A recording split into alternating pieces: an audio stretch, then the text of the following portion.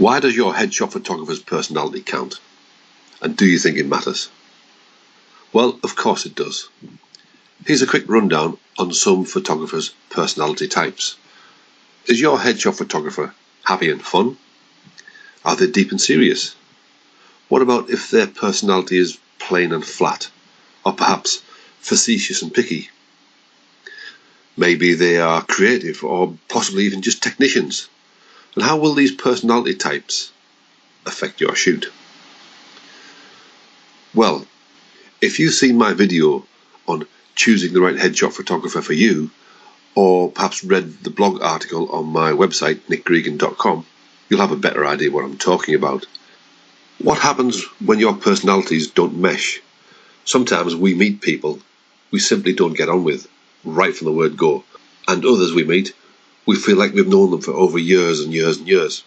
Well, this can happen with your headshot shoot, and if you think about how important your headshot session is in delivering you your number one marketing tool, your headshot, it's important your personality meshes with your headshot photographer.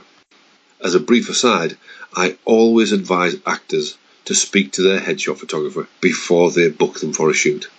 In fact, in all my headshot consultations, I always advise the same thing to my actors. Speak to your headshot photographer before you turn up on the day, simply because you might find you don't like them when you speak to them.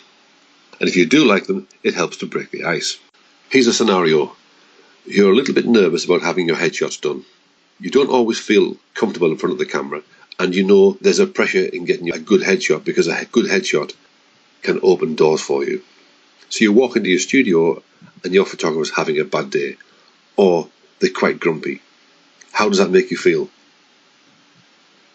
Are you going to be able to express emotion and personality when the photographer asks you to, or clicks their fingers and says, right, give me a smile?